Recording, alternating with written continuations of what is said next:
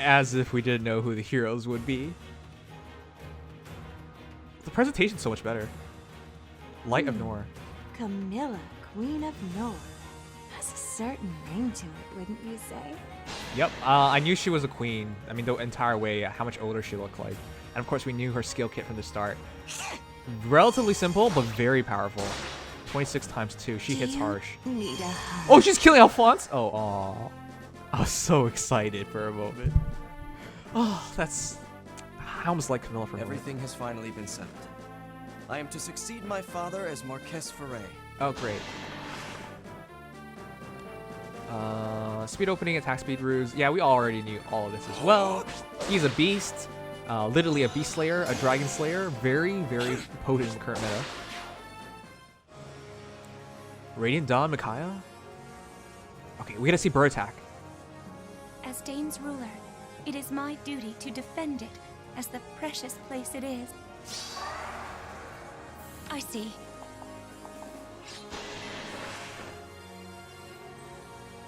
Yoon's Whisper. At start turn, a foe's res. Oh, just like Yune. Okay, I didn't read all of it, but that's very similar.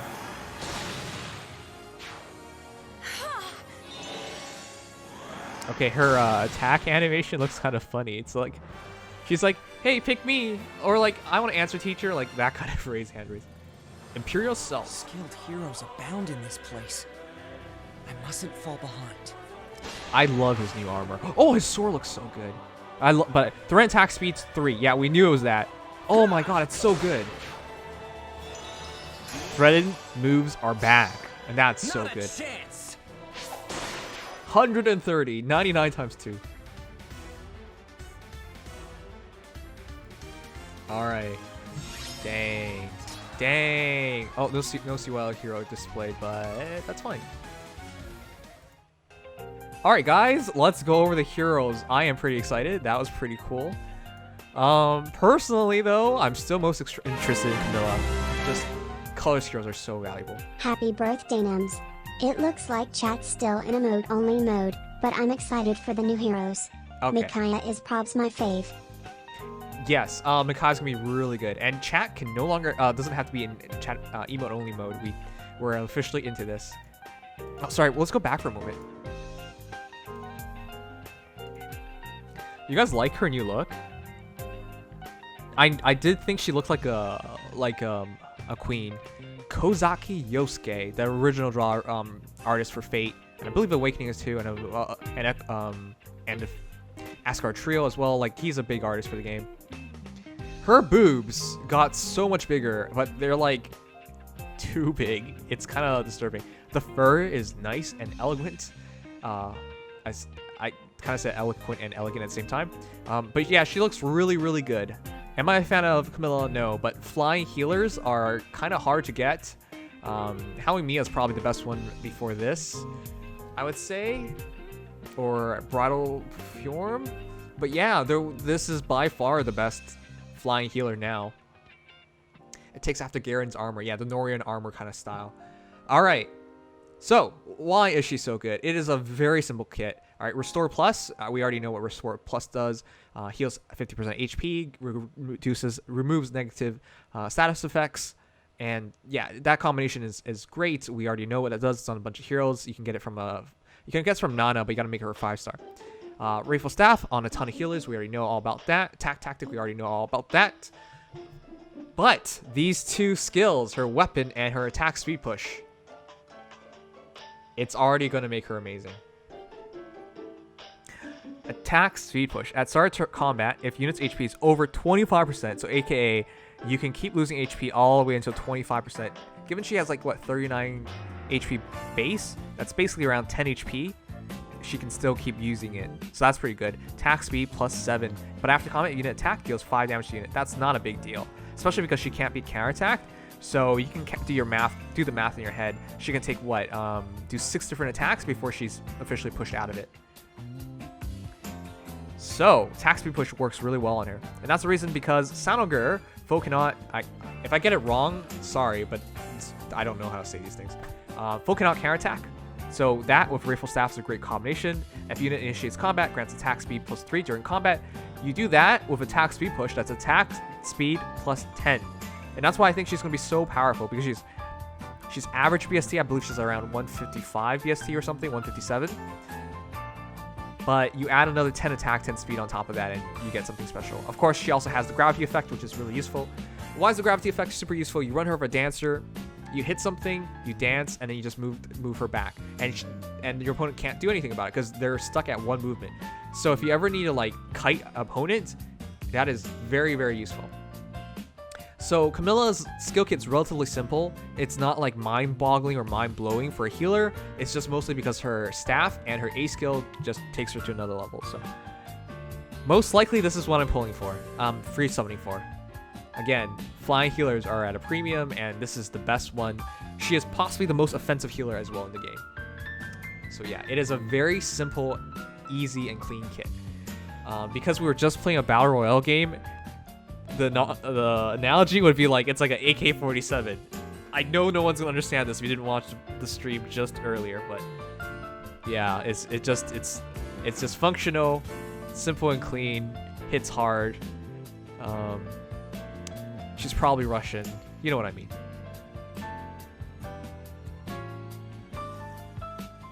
Flying Mia's more of okay, her boob jiggling still gets to me.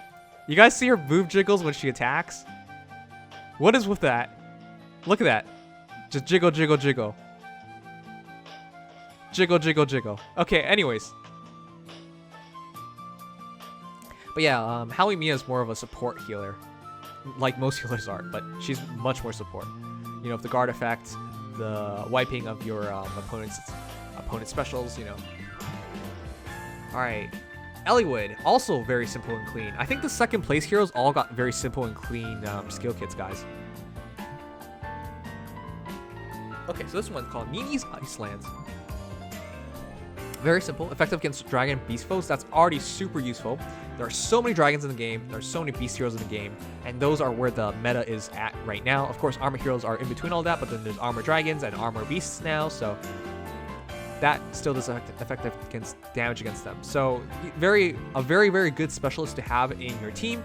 He's also enhanced BST. I believe people mathed it out to be like 162 BST or something. So he's the highest cav hero, BST cav hero in the game, which pushes the boundaries. So he's pretty special in that respect. Aside from that, very simple to understand. Effective against dragons and beast foes, nice. Grants speed +3, nice. If unit initiates combat, grants attack speed, defense, res +4. So Spectrum Sparrow? I don't know. Blow? Spectrum Blow? Either way, attack speed, defense, res +4. So very offensive hero, very clean, very good. Rally attack defense plus, great fodder, but great in general. Attack defense +6 to a single ally is great for arena, great for anything really.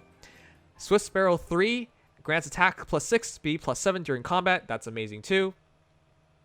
In total, you get a +10 attack, +10 attack, +11 speed, +4 defense, +4 res when attacking. Additionally, attack speed ruse. So if you use a rally skill, you of course get the rally effect, attack defense +6 in his case, and then you also inflict attack speed -5 on your opponent in cardinal direction. They can't stop this as long as they're in the cardinal direction. It triggers, and you throw guard on them, so they can't trigger their special. So that's an immaculate, great B skill. However, you might want to remove that because, you know, he might not survive too many attacks, but if you have a healer with him, that will be fine. Either way, that's a great B skill.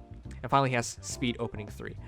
Another very simple, solid kit, very easy to understand. Use Eliwood, attack things, smash things, kill things. Probably a good user of probably a good user of Gale Force is what I'm saying. Heavy Blade Gale Force. He probably pulls that off really well. Yeah. He could probably just Gale Force right away after the first battle. Anyways, he hits hard is probably all you need to really understand. Speed opening is just a nice thing to throw in. Alright, let's keep going. Wow, these are going pretty quick, mostly because we already talked about these heroes, man, in the original FEH channel. It's funny. It's like he's really good at killing dragons. Really good at killing dragons. Really good at killing friendly dragons. Oh, Micaiah! Okay, well. What the heck? That is so weird.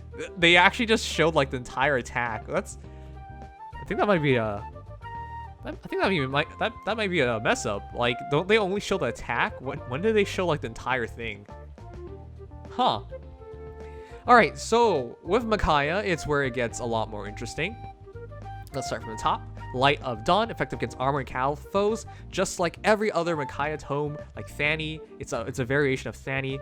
Effective damage against armored and cal foes. Nice, of course. Grants res +3. Again, very similar to other Fannies. Grants bonus to attack speed, defense, res during combat equals current penalty on each of target stats. Calculates each stat bonus independently. Okay, so that is where things change up. And we theorize this is going to be used in conjunction with her beast skill. We just called it bird attack because we didn't know what it was. Yune's Whisper. At start of turn, if any foe's res is less than unit's res -3 and that foe is adjacent to another foe, and inflicts attack speed -6 on that foe through its next action. Wait a second. So the entire idea is you drop their attack and speed by 6, and then when you attack said heroes, you increase your attack and speed by 6. So Micaiah could potentially double pretty easily. But that's kind of weird because if you want Micaiah to attack, she also has attack res. Oh no, I guess the idea is you can have her defend and still have a trigger. But it's like a supercharged panic skill. Like sudden panic on Corrin, crazy Corrin. Huh. You need a lot of res to pull this off though. Alright. Furthermore, she comes with Sacrifice. Sacrifice is the standard skill on Micaiah. She doesn't have it on Dancer Form for obvious reasons, because she's dancing, but it's also a really good skill. Converts penalties on target into bonuses. Additionally, restores HP to target and units HP current HP -1. Reduces units HP by amount restored. AKA, at minimum, you gotta restore 1 HP, and drop 1 HP from yourself to take away their penalties. But that's good. Giving her the ability to wipe penalties without being a healer is nice. It's just a nice spare skill to have. Also, the ability to heal them kind of is nice. All right, so I like Sacrifice. It's a skill I would say definitely keep on her.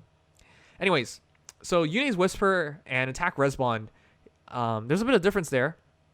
Because Yune's Whisper looks like you would want to use her offensively with Light of Dawn, but it also works defensively with attack respawn. So attack respawn is what really makes her really special. If unit is adjacent to an ally, grants attack res +7 to unit and neutralizes unit's penalties to attack res during combat. So you can't debuff her attack or res, which is her two main stats, of course. All Micaiahs have attack and res as their main stats. And yeah, that's so good. Attack res +7 and neutralizes penalties. So you can't even stop her attack and res. So it makes it useless to debuff her, basically, because she just gets it back. Moreover, if she debuffs you, she gets whatever debuff you have, and then you get extra damage. And of course, she has Ground Order. At start of turn, grants the following stats to adjacent infantry, armored, cav. For 1 turn, unit can move to adjacent space adjacent to any ally within 2 spaces. The entire idea here is to trigger attack respawn easier to support her. And that's nice. Now, without even going further, it's really easy to say her good partners are anyone who deals guaranteed debuffs. So Gunthra and Creed are the easiest ones, of course. But other than that, Spring Carrier, Spring Sharina, Katarina, Soren, like any number of the characters with any kind of penalty based damage or debuffs or ploys, those are instant great partners for her. Also Selkie. Yes, Selkie also has like a panic skill.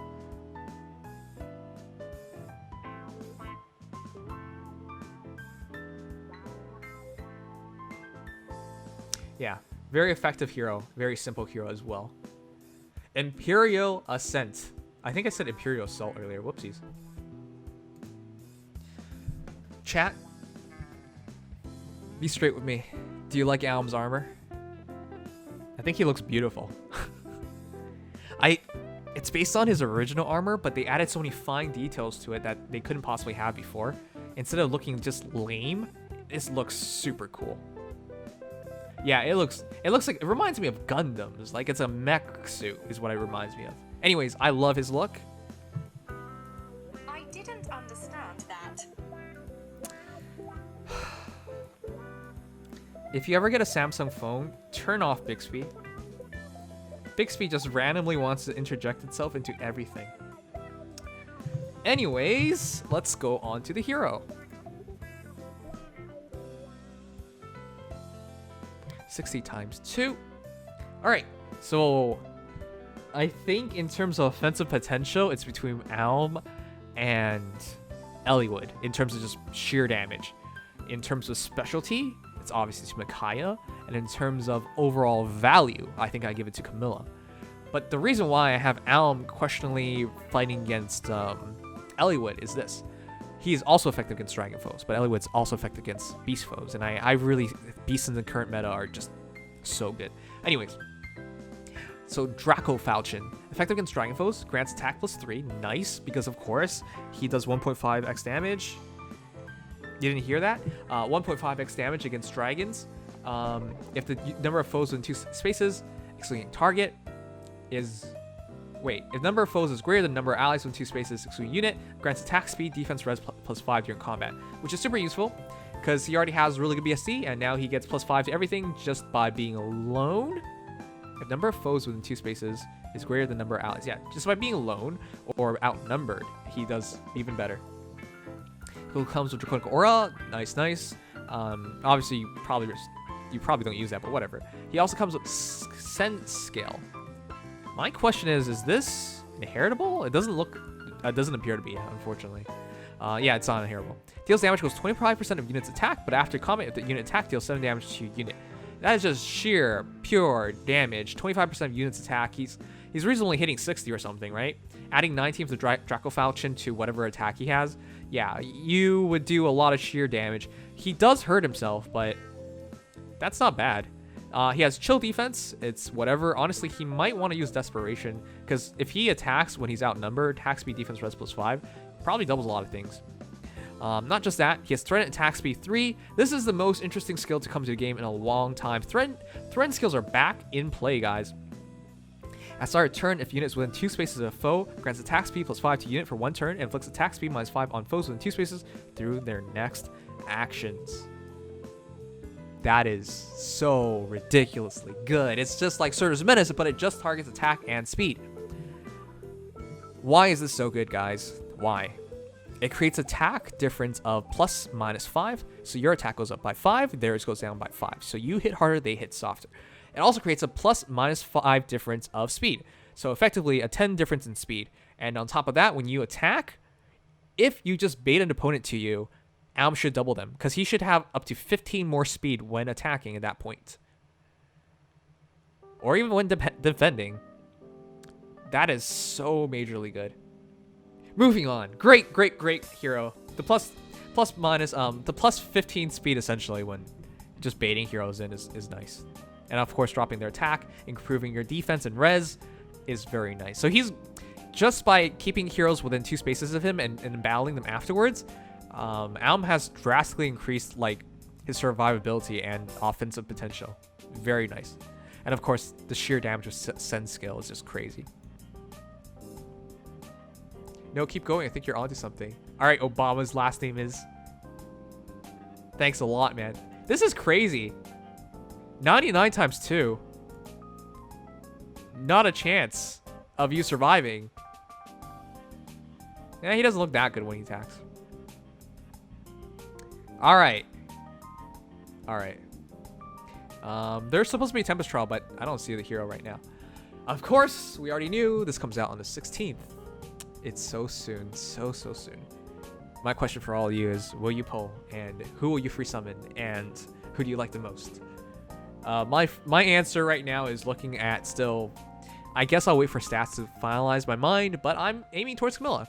And in terms of somebody I would like to pull, it's probably Eliwood because he's double effective against, but I also really think Alm is really interesting. Micaiah doesn't interest me as much because all I want Micaiah to do is kill armored and calves, and all Micaiahs do that, and I have both Micaiahs, so. Granted, no, she's still really good, but that's my view of things. Will I be pulling? Probably not. I think I'll wait for these heroes to get onto special banners and whatnot, because this is a new banner, and it's these are not special heroes banners. See, after the summoning focus ends, these new heroes will continue to be available through future summoning events. So yeah, you don't have to worry about them at all. You have plenty of chances at them, so no rush.